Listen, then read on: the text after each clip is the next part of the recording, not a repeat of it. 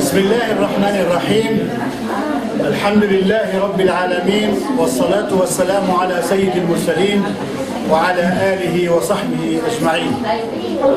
Bem-vindos, saudade de todo mundo, né? Faz tempo que a gente não se encontra e desejando para vocês, para os nossos amigos internautas que estão sempre também acompanhando até aqui fora, nosso irmão Mohamed falou até, os de fora também, كل عام وانتم بخير, Eid Mubarak para todo mundo, inshallah, e para os irmãos daqui. Hoje, alhamdulillah, casa cheia de novo, bem cheia, né? Alhamdulillah. Hoje a gente vai, sabe, como sempre, dar uma relembrada dos mensageiros que já passamos por aí, né? Porque parece que depois da aula a gente tem chocolate. Hoje vamos voltar à nossa atividade antiga. Então quero que todo mundo abra a cabeça mais e preste atenção nos mensageiros passados e no mensageiro que nós vamos hoje até ele, visitar ele e ver onde ele viveu, como ele viveu, de forma, né? Inshallah, e as informações que tem dentro da história dele também é detalhados, muito detalhado. Então, vamos prestar atenção que o chocolate está chegando aí. Aqui o chocolate, ó. Aqui na internauta para acreditar que temos de verdade, não é de brincadeira não. Então, passamos, alhamdulillah, pela história aí, por muitos mensageiros, iniciando do Sayyidina Adam, do Adão, até agora, por último, Sayyidina Yusuf. Eu queria relembrar, por quê? Porque agora a gente vai entrar em outra fase. É a fase de outros tipos de mensageiros. Por que outros tipos de mensageiros? Sayyidina Yaqub, que é o pai do Yusuf, e o Sayyidina Ibrahim, que é o pai dos mensageiros, né? Da descendência deles veio um monte de mensageiros. Então essa nova fase agora é a descendência deles.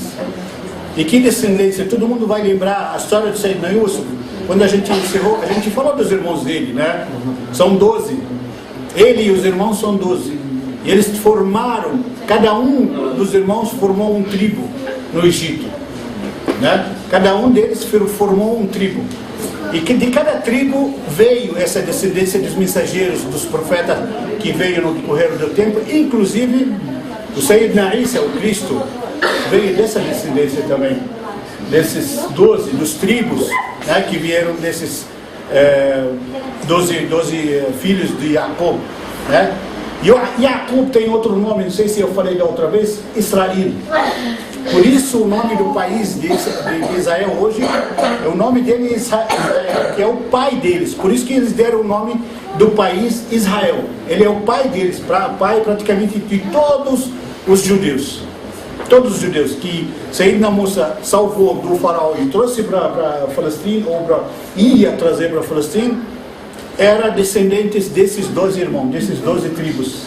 Bom a gente prestar atenção nesses detalhes, porque a gente vai entender exatamente como é que iniciou todos eles. Porque muita gente pensa que os judeus iniciaram muito antes. Não. Antes disso, eles falam que iniciaram muito antes disso. Não, ao contrário. Os árabes, que era a origem daquelas regiões lá, certo? Então, na época que o Sayyidina Musa trouxe os judeus do domínio do faraó, que era, eles não tinham pátria, não tinha nada, não tinha nome, não tinha nada. Trouxe eles, aí sim, começaram a formar tribos e, como falei, o pai deles era Jacob, que é outro nome, Israel, certo? Dizem os mensageiros, dizem os profetas, outro detalhe importante, que dos 12, os 10 era muito ruim, não era? Não tinha 10 profetas, 10, filhos de Jacob muito ruim, que judiaram dos irmãos deles, os mais novos, né? Dizem que todo o mal que tem até hoje no Israel, dos judeus do Israel, até hoje, o mal é dessa descendência dos 10. E os melhores, que hoje, até hoje também temos judeus, a gente vê pela internet aí como é que tá, a gente vê que os melhores, aqueles que estão chorando, eu vou explicar sobre isso, estão chorando pela existência do país de Israel, porque eles não queriam que existisse, eles não queriam que tivesse. E por que não queriam que tivesse? Alguém sabe disso? Fim deles. Fim deles. A profecia deles. A profecia, exatamente. A profecia nossa, como muçulmanos, a profecia deles, que está nos livros deles, diz que a partir da hora que eles formam o país deles, que eles não tinham direito de formar, que eles formam o país deles, 60 anos depois, exatos, é o fim deles. É essa profecia. Quase chegando. Entendeu? Então esses judeus mais religiosos, mais ortodoxos, eles estão chorando por isso. Eles não querem, porque eles não querem que viesse o fim deles. E eles falam que nós sabemos que nós não temos direito de um país. Deus nos condenou na época daquela maldição que houve com Moisés no deserto. Nos condenou que vivemos espalhados pelo mundo, nunca teremos um país. Então não deve forçar a barra para ter um país, certo? Mas destino vai acontecer, inshallah vai acontecer. Não, pode acontecer, pode fazer o que fizer. Eles tentam manipular e acham que pode manipular as atitudes e as criatividades de Deus, o poder de Deus. Eles acham que pode manipular, mas a gente sabe, e os próprios religiosos deles sabem que não pode. Isso vai acontecer. Eles estão plantando 10 milhões de árvores no lugar em volta de Israel para se salvar, né? Para se esconder, mas eles esqueceram que Allah subhanahu wa ta'ala tem exército de todo tipo. Allah subhanahu wa ta'ala, o vento é o soldado dele, certo? Os anjos são soldados dele, tudo é soldado dele, de Deus. E Deus pode ordenar um anjo só, certo? E dá uma soprada, acaba todas as árvores que eles plantaram, inclusive até o povo, se ele quiser, não é? Eles acham que pode manipular.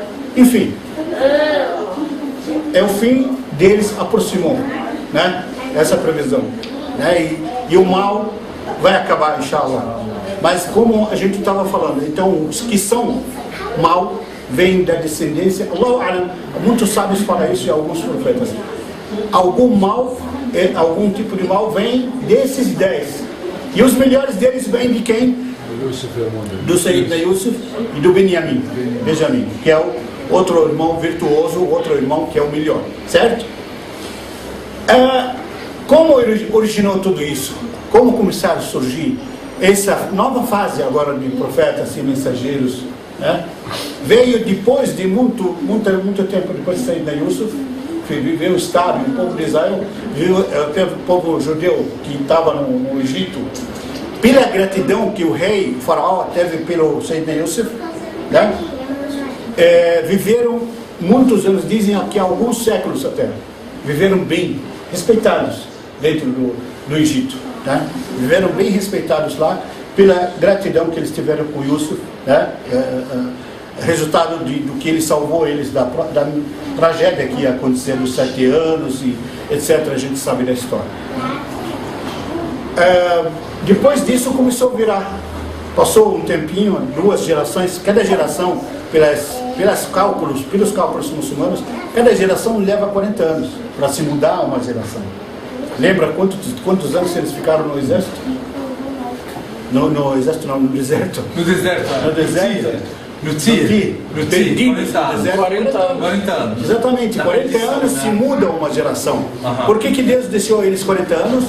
Para mudar uma geração, para trocar por outra geração. Essa história a gente vai alcançar ela com a história maravilhosa de Sayyidina Musa, inshallah, quando a gente chegar na história de Sayyidina Musa. Mas por enquanto a gente vai começar com o primeiro dessa nova fase de mensageiros que vieram da descendência desse povo, desses 12 tribos. Alguns vieram dos 2 melhores, dos irmãos do Yusuf e do Benjamim, alguns de Benjamim, descendência do Benjamim, e alguns descendência do Sayyidina Yusuf, alayhi salam. E esse nosso hóspede de hoje, que é nosso hóspede aqui para narrar a história dele, o profeta, e a gente vai ser hóspede dele porque a gente vai buscar a informação sobre ele, com ele, aonde ele vivia, como ele vivia. Esse nosso hóspede que é Ayub, né? Que é Jacob, né? Jonas. Não. Em português, Jacob. Jó. Isso. Desculpe, eu ia pesquisar para ver o nome antes de mim, mas acabei esquecendo. Jó. Jó. Esse nosso profeta e mensageiro veio diferente de todos os outros. Todo mundo sabe que os profetas, a maioria deles vivia pobre, né? A maioria deles, inclusive, tem um segredo de Allah subhanahu wa ta'ala, que colocava todos profetas e mensageiros para serem pastores de ovelhas. É um segredo de Allah subhanahu wa ta'ala, por quê? Porque ele educava esses mensageiros, porque ele sabe que esses profetas e mensageiros vão cuidar de nações, né? Vão dirigir nações. Então precisa ter um sentimento nobre, um sentimento de carinho com eles para cuidar dessas nações. E dizem que aquele que cuida, pastor de ovelhas, que cuida por muitos anos de ovelhas, diz que forma dentro dele esse tipo de sentimento nobre. E todos os profetas viveram assim, e quase todos eles vieram ou começaram pobres. Começaram pobres e até numa situação difícil. E passaram, sofreram, mas passaram. Conseguiram superar tudo isso. E o nosso, a gente vai até não sei se a gente pode chamar de fazendas dele, onde ele tinha um monte de fazendas e bastante assim, gado, ovelhas, bastante coisa, muito rico, muito mais do que a gente imagina. E lógico, o rico tem muitos amigos, né? Geralmente o rico tem muitos amigos. Como disse o Ricardo, tem uma poesia árabe que diz sobre em volta de uma árvore, em volta da árvore, assim, quer dizer, enquanto ela tem frutos, todo mundo está em volta dela, está abraçando, está catando, está... Maravilha! Quando ela se esvazia, não tem mais nada, todo mundo larga ela, a poesia fala assim, larga ela para a poeira. A poeira, derrubar as folhas, essas coisas, ela fica triste. Por quê? Porque não tem mais. Assim que é o ser humano. Quando a pessoa é rica, assim de amigos se envolvem. Assim de gente, em todo tipo de, né, todo tipo de qualidade de gente, mostra para ele que eles amam ele demais. Acabou o dinheiro, acabou a riqueza, acabou o amor. Acabou o amor. Né? É ligado nisso. Subhanallah. E a maioria das pessoas, subhanallah, eles amam a pessoa sabendo que não vai ganhar nada dele, mas agrada por ser rico, importante ser rico, ou famoso no caso. E assim era o caso de Sayyidina Ayub. Lógico também, além da riqueza, tinha muitos filhos. Tinha, Allahu A'lam diz a história, 7 homens e 7 meninas. 14 filhos total. A mulher, a mais linda e a mais virtuosa que tinha. Virtuosa, paciente, muito, muito especial. Allah subhanahu wa ta'ala assim, dadivou a ele com essa esposa. Aonde esse mensageiro foi enviado? Onde ele vivia, onde ele foi enviado? Foi numa cidade chamada Hauran, na Síria, muito conhecida até hoje. Na época de Sayyidina Ibrahim chamava Harran. Até hoje se tornou o nome dela Hauran. Né? Ele vivia lá. E ele foi profeta para aquele povo que vivia lá também. Começou a divulgar entre eles sobre Deus. Ele era muito rico, muito, sabe? Os ricos geralmente se distraem com a riqueza também, né? Se distraem. Acha que não tem tempo para isso, não tem tempo para aquilo. Geralmente nas rezas, essa sexta-feira o Sheikh Jazallah Khair, que estava fazendo o khutbah onde eu rezei, mashallah, ele chorou de tanto que ele gritou com as pessoas sobre o Ramadã, né? Ele falou, Allah, Ramadã foi, mas Deus do Ramadã está aí. As 5 rezas do dia que eram no Ramadã ainda continua. A reza do Isha que a gente rezava continua. A reza do Fajr a gente era 5 filas. Hoje a gente reza 4 pessoas. Ele falou. Será que não pensa?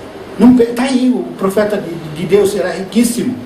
E não perdia um segundo em gratidão a Allah subhanahu wa ta'ala. Não perdia um segundo, não desviava a atenção dele um segundo. Dos horários da adoração, dos horários do compromisso dele com o seu Criador, né? Os ricos, eles falaram, não tem tempo. Quer dizer, como não tem tempo? Não tem tempo para Deus que te deu tempo. Deus que te deu tempo, te deu a vida para viver nesse tempo, te deu a respiração para passar esse tempo, te deu tudo, te deu essa riqueza que você tem, que você está desperdiçando o tempo por ela.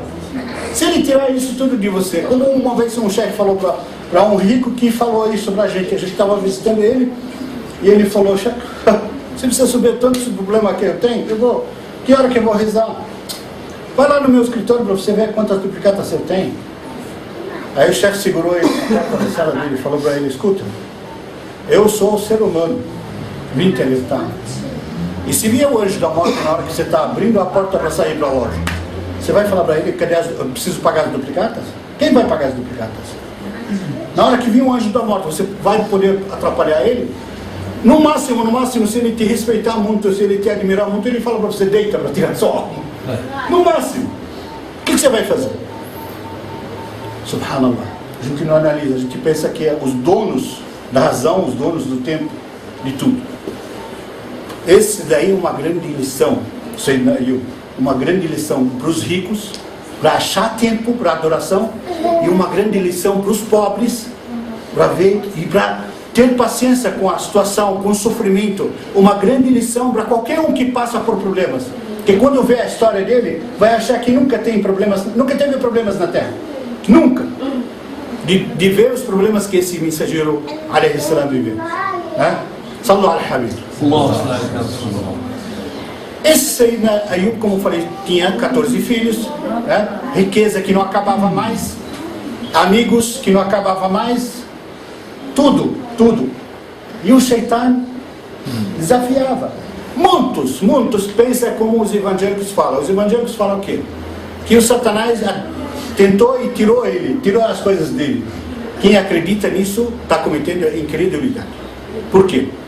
Porque quem acredita nisso acredita que o Shaitan tem o mesmo poder de Deus. O Shaitan não tem poder de tirar as coisas. O Shaitan apenas sussurra só para você se desviar. Ele não pode fazer nada. Ele não tira nada de ninguém. Não tem poder para isso. Aí ele começou a falar com Allah subhanahu wa ta'ala. Quer dizer, Allah subhanahu wa ta'ala se orgulhava dele. Olha, o exemplo de paciência, o exemplo da fé, o exemplo de tudo, apesar de ser rico. Aí o Shaitan falou para ele assim: bom, o Senhor deu para ele de tudo, por que não vai ser gratidão? Tira dele alguma coisa para ver. Ele falou para Allah o quê? Tira dele alguma coisa. Aí Allah subhanahu wa ta'ala tirou o quê? Primeira coisa, começou a tirar. Primeiras tragédias que hoje a gente considera tragédias que começaram a acontecer na vida dele. Tirou a primeira coisa o quê? Os filhos. Não, o dinheiro. A riqueza.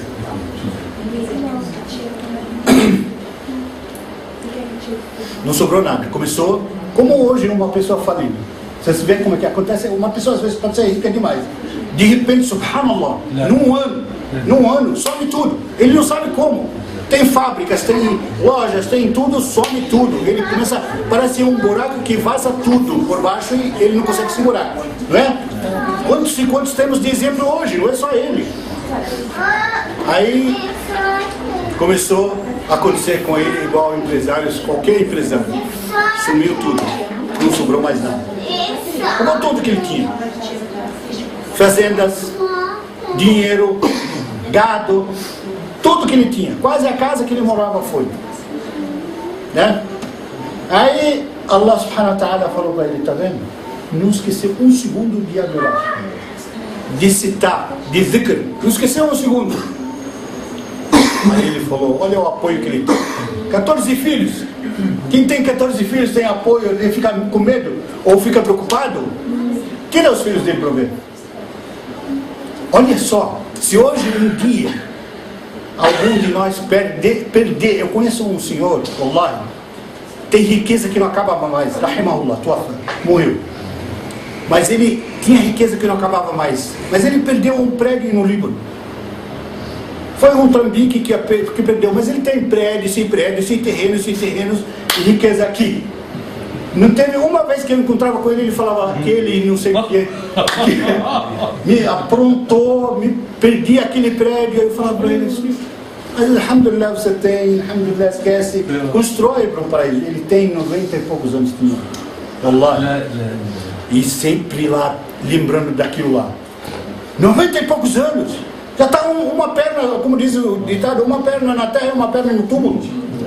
Ainda está pensando nisso? Está preocupado com isso. Por que o cara aprontou com ele tudo isso? Se uma pessoa perder tudo isso em menos de um ano, em menos de um ano, perdeu tudo. Agora vem a parte mais trágica. Começou a perder os filhos um atrás do outro. Você pensou uma pessoa hoje perder um filho só, enterrar o filho, como é duro, como todo mundo fala assim, eu enterrar meu filho ou minha filha com as próprias mãos, Allah, eu prefiro morrer antes, não é? Todo mundo fala assim. Aí ele enterrou o primeiro filho. Paciência. Cada vez mais ele é apegado em Allah subhanahu wa ta'ala. E adivinha o que ele falava? Allah é uma coisa que arrepia até. Toda vez que ele perdia alguma coisa, tanto de terra como de filho e filha, ele falava, Ya Rab, só não me deixa perder a língua só. Para quê? Só para ele falar La ilaha illallah. Só para ele falar La ilaha illallah. Só isso. Isso aqui, para ele, isso que era a maior tragédia. Nada, perder filho, perder dinheiro, perder riqueza, não era problema. Ele falava, Ya Allah, só não me deixa perder esse contato com o Senhor. Esse dhikr com Allah subhanahu wa ta'ala. E continua. Aí de repente veio outra tragédia.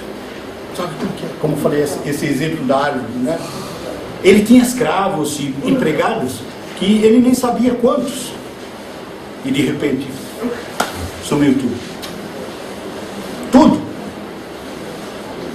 Agora, a última tragédia. Se a gente tiver hoje, não tem um de nós, agora mesmo estava falando com os irmãos aqui, do braço, da dor, de não sei o que. A última tragédia dele foi a saúde.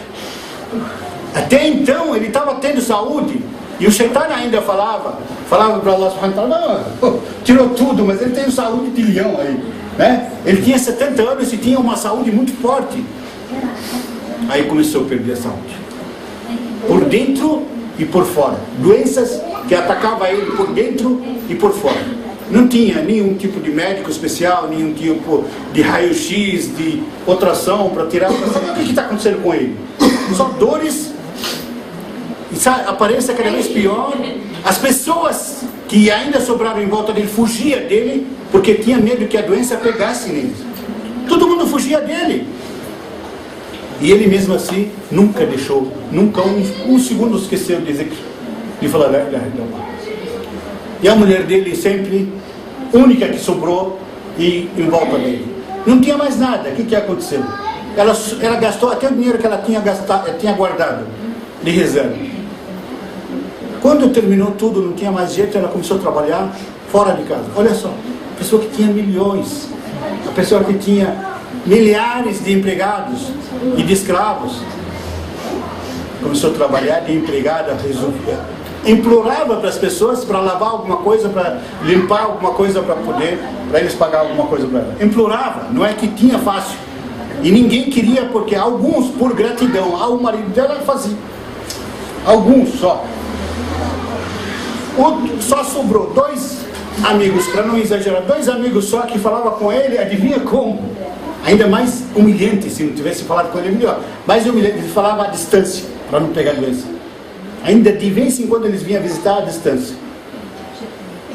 Aí passou o tempo e a mulher dele trabalhando, trazendo alimentação para ele, né? Quebrando galho enquanto ela podia, né, fazer, trabalhar. Até que chegou ao ponto, não tem mais esse serviço.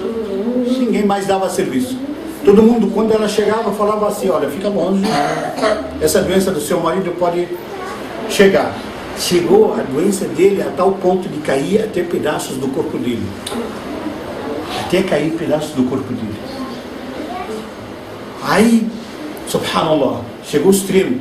Isso foi muitos anos, não foi um dia e outro. Isso ele aguentou, né, naquela situação, adivinha quanto? 17 anos. Há 17 anos, e ele já estava assim, porque quando começou a acontecer tudo, ele tinha 70. 17 anos são 87. 87 anos, imagina uma pessoa numa idade dessa, com essas doenças.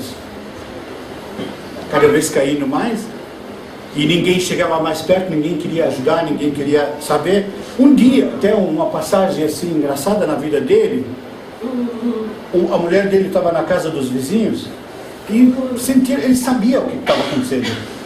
Ele sabia, e pobre sempre olha para o pobre. O pobre, por incrível que pareça, sempre olha para o pobre.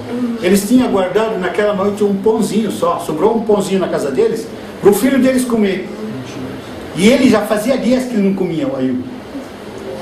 Aí o que aconteceu? Os vizinhos falaram para a mulher dele, leva ele, isso daí, porque o menino, nosso filho que nós guardamos para ele, dormiu. Se iludiu e dormiu. Alhamdulillah, não vai reclamar. Amanhã Allah subhanahu wa ta'ala prepara. Então leva para ele comer, para ele segurar a fome dele. Ela levou para ele. Ele falou, de onde isso?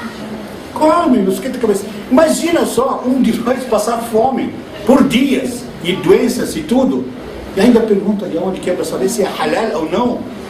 De onde que é? Hoje a gente não está nem aí com halal. O fulano fala, não tem problema, come, qualquer coisa come. Alguns chefes falam para você, fala bismillah e come. Das carnes, né? Das pessoas que hoje estão fazendo fatwa e falando halal isso, halal aquilo, né?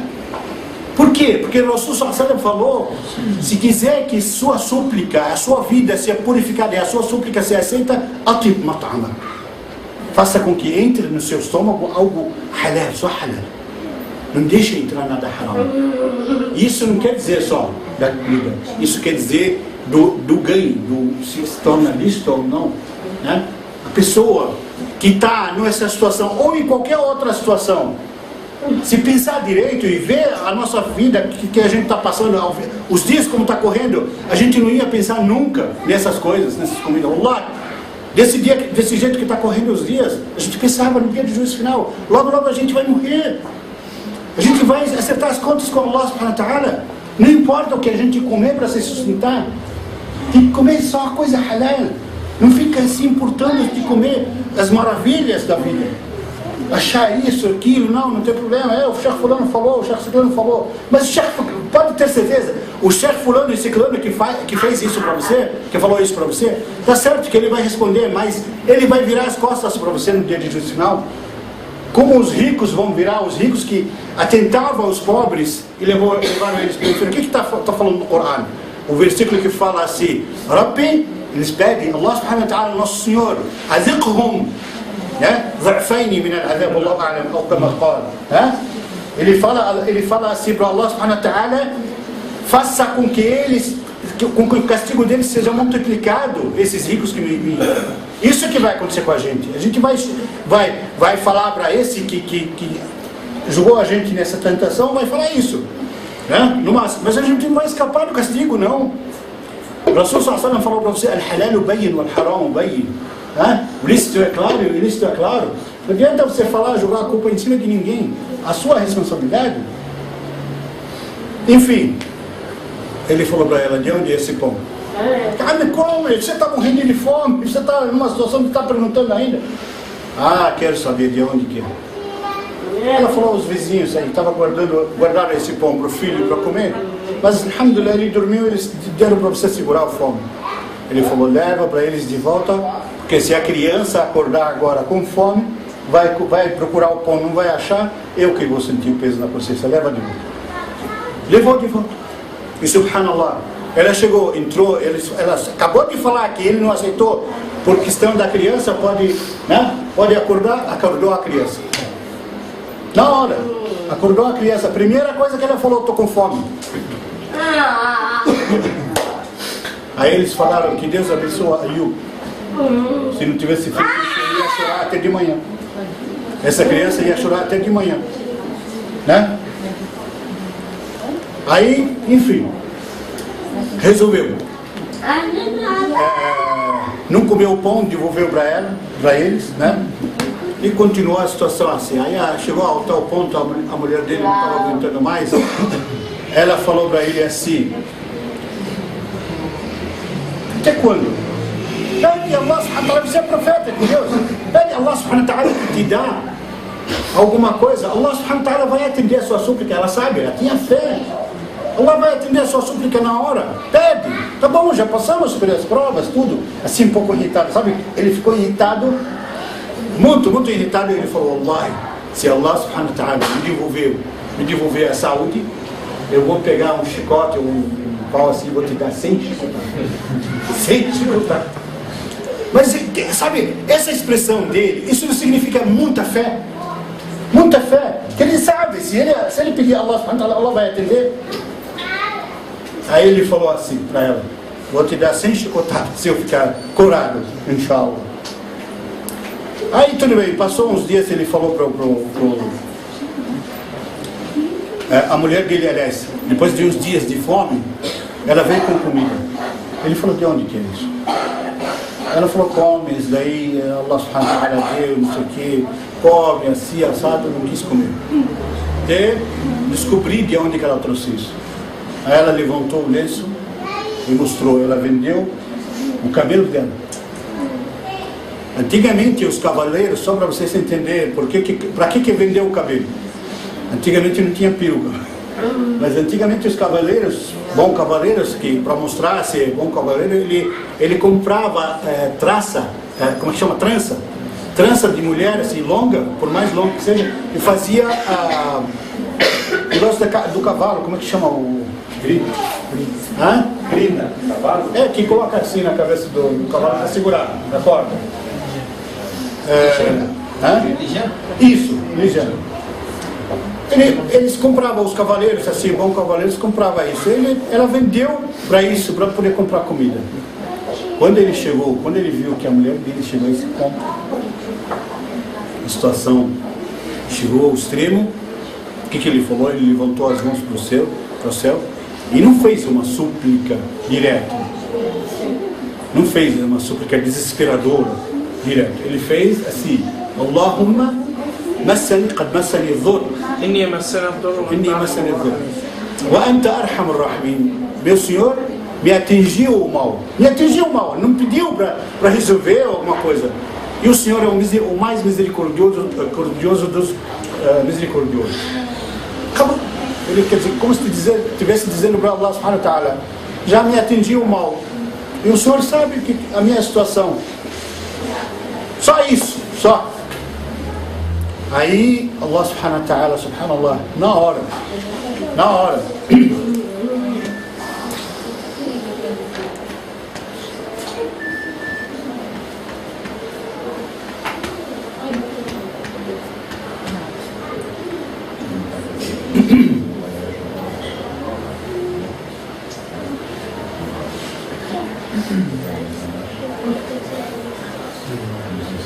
Allah subhanahu wa ta'ala mandou um profeta, um anjo de mensageiro, e ela tinha saído para buscar alguma coisa, para fazer, né, alguma coisa. Todo dia ela saía para tentar alguma coisa.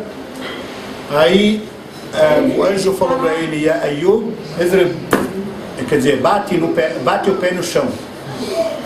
Ele bateu o pé no chão, ele falou, esse anjo, vai sair uma água fria, gostosa, assim, sabe, fresquinha, gostosa. Dela você se lava, aí vai te curar por fora. E dela você bebe, aí vai te curar por dentro, né? Subhanallah. Ele se banhou, na hora começou a curar, ele tomou por dentro, curou, na hora. E banhou, enquanto ele estava banhando, aconteceu um milagre. Estava assim, até sem roupa, se banhando e tudo, escutou o barulho, olhou assim para o céu e vinha uma nuvem, sabe, os gafanhotos no deserto, quando vem uma nuvem deles, assim, grande, muito grande. Vem uma nuvem de gafanhotos, uma nuvem atrás dela e outra nuvem atrás dela, sem parar, as nuvens, se parava em volta dele. Quando eles paravam no chão, os gafanhotos se tornavam ouro. Né? Aí ele começou a juntar, né? Ainda até sem roupa, juntar assim. Aí Allah subhanahu wa ta'ala falou para ele, por que você está juntando? É seu, não precisa juntar, não precisa fazer isso. Ele falou, ya Allah, só pela baraka, só, para não perder a baraka, sabe, pela baraka do Senhor, que o Senhor que está me mandando só pela baraka. Você sabe, ele queria só ser abençoado por isso, que está vindo diretamente de Allah subhanahu wa ta'ala. Lógico que ele provou que ele não é tão ganancioso assim, ele não é tão, né, se apegado no dinheiro assim.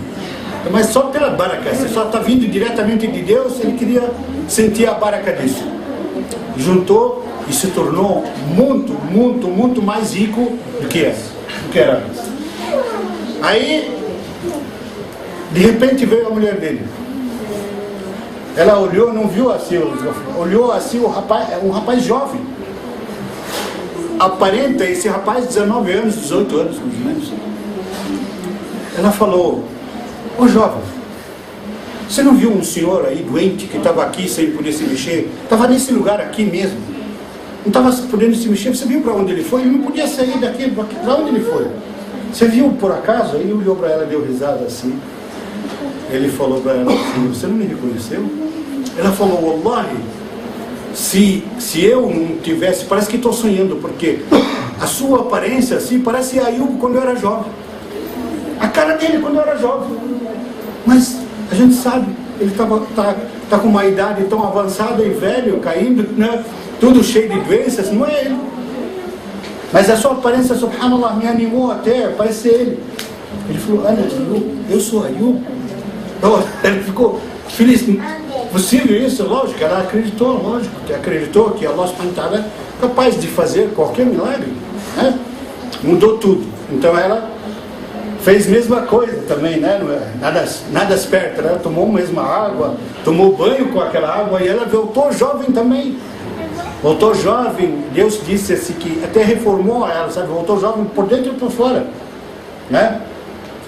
E disse que começou a vir os filhos, e Allah subhanahu wa ta'ala dadivou ele com o dobro dos filhos que ele tinha. O dobro. Vinha em gêmeos, assim, veio para atingir um número dobro. Aí vem o caso, os dois são curados, né? Quem que lembra ainda? Falta alguma coisa para acontecer? Vocês lembram alguma coisa? Faltam 100 chicotadas que ele prometeu. Né? Faltam 100, ele não esqueceu.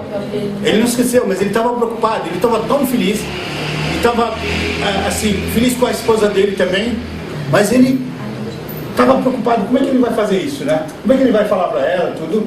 Allah subhanahu wa ta'ala sentiu a preocupação dele e enviou mensageiro de novo. Ele falou para ele: pega um monte de espiga de trigo, os pauzinhos dele, sabe, que segura o trigo, junta 100, podre ou não podre, seja o que for, junta 100 deles, amarra eles todos num amarrado, 100, e bate nela com aquilo lá de leve, mesmo com aquilo lá de leve, entendeu? Só toca nela só para cumprir seu juramento. O juramento do profeta é juramento. E ele vai cumprir esse juramento por quê? Para quem? Com quem? Com Allah. E Allah permitiu que ele fizesse isso, está pago. Aí ele fez isso, juntou e pagou, né? Aí a gente fala: mas ele é profeta, ele teve paciência, tudo se recuperou desse jeito, né? E a gente, wallahi, em vários hadith Qudsi, hadith do Rasul sallallahu alaihi wasallam, Allah subhanahu wa ta'ala nos deu o aviso, nos deu o caminho, nos deu tudo. E falou assim: se você seguir certo, se você acompanhar Allah subhanahu wa ta'ala da forma certa, da forma que ele te ordenou, não tem um hadith Qudsi que fala: Allah subhanahu wa ta'ala se torna o braço que você mexe, se torna os olhos que você enxerga, se torna a boca que você fala. Allah subhanahu wa ta'ala, quer dizer, significa o quê? Significa o poder de Allah subhanahu wa ta'ala vai se tornar, vai vir em você. Então, não é diferente. Os profetas, a gente sempre falou em outras histórias, os profetas são exemplos de vida para nós, exemplos de fé, exemplos de paciência.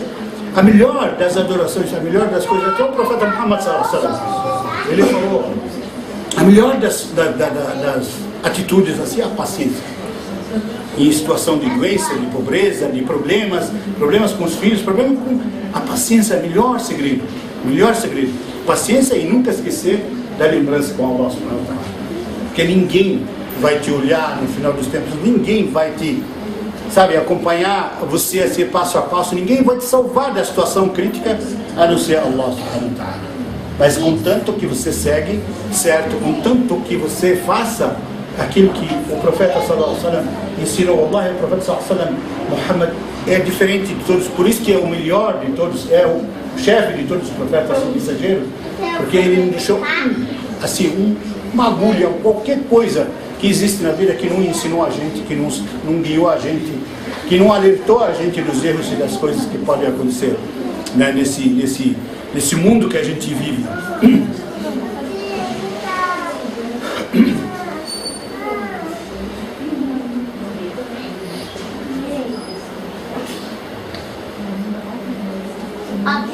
Aí de repente, né, lógico, aconteceu, como eu falei, tudo isso pode acontecer com a gente, lógico. Finalizou assim a história do Sayyidina Ayyub, e assim também pode finalizar as histórias nossas. Cada um de nós que vive problemas, vive qualquer problema que tiver, esse é o exemplo de saber superar os problemas, qualquer problema. Quem tem problema com filhos, às vezes vícios, às vezes problemas de doenças, problemas dele mesmo, doenças que tem eternas, sabe? Tenha paciência, tenha fé em Allah subhanahu wa ta'ala, e sempre cita Allah subhanahu wa ta'ala. Wallahi, quem tem doença, que sabe a sua previsão, até a sua previsão de vida, quanto que vai ser, não é diferente da gente, não é nunca diferente da gente, é a mesma coisa. A gente está aí, a vida está correndo tão rápido. Quantos tem por aí? A gente tem até conhecidos com doenças crônicas, e já morreu antes deles milhares e milhares de jovens. Né? O que está acontecendo hoje na Palestina? O que está acontecendo na Palestina? A gente está chorando por eles, a gente está triste por eles, está sofrendo por eles. E eles estão sofrendo? Não, você olha as reportagens, o próprio povo falando, não queremos que pare a guerra, não queremos trégua. A gente já está morrendo de fome mesmo, já está morrendo de sofrimento. Isso não é de hoje. Eles falam, há 7, 8 anos Israel fez o cerco econômico e não entra nada. A gente está morrendo de tudo. Então vamos decidir isso logo de uma vez. A gente tem que ter fé e esperança. Que isso que a gente falou de previsões que vai acontecer, já logo, inshallah, essa previsão dos sábios muçulmanos e judeus, não passa de 8 anos, inshallah. 8 anos, quantos anos já passaram de tragédias, de problemas? Vamos ter paciência, vamos ter. Eles lá dentro dos conflitos estão tendo paciência. Por que a gente não vai ter? Né? Muitos falam por que nós, os muçulmanos, estamos sofrendo. Por que nós, os muçulmanos, passamos por isso? Né? Não é os muçulmanos. É os muçulmanos, geralmente os muçulmanos passam por muito disso, porque Allah subhanahu wa ta'ala coloca a gente em prova diariamente coloca a gente em prova, para ver se a gente vai ter essa paciência, para ver se a gente vai ter essa fé de resistir tudo isso. Barakallahu fikum, inshallah, a gente vai fazer as perguntas daqui a pouco, para ver o que nós decoramos de tudo isso, para ver quem vai ganhar mais chocolate. Peço a Allah subhanahu wa ta'ala que abençoe todo mundo que estão aqui, que vieram aqui, e que dê para eles muita paciência, e não só os que vieram aqui, os que estão na internauta, os nossos irmãos internautas que estão pelo mundo inteiro, estão assistindo a gente e estão vendo, inshallah. Espero que isso sirva de conselho. Espero que isso serve de conselho para todos nós e para todos os irmãos que estão vendo, sirva de exemplo assim, de paciência, de perseverança na nossa vida, no nosso dia a dia, e sirva para aumentar a nossa fé nas nossas previsões e nas previsões que o profeta sallallahu alaihi wasallam fez para a gente, né? E que Deus guia a nossa vida com luz da sabedoria e com luz de conhecimento, inshallah, e com a luz da fé para todo mundo aqui, inshallah, e os nossos irmãos que estão assistindo. Barakallahu fikum. Wassalamu alaikum wa rahmatullahi.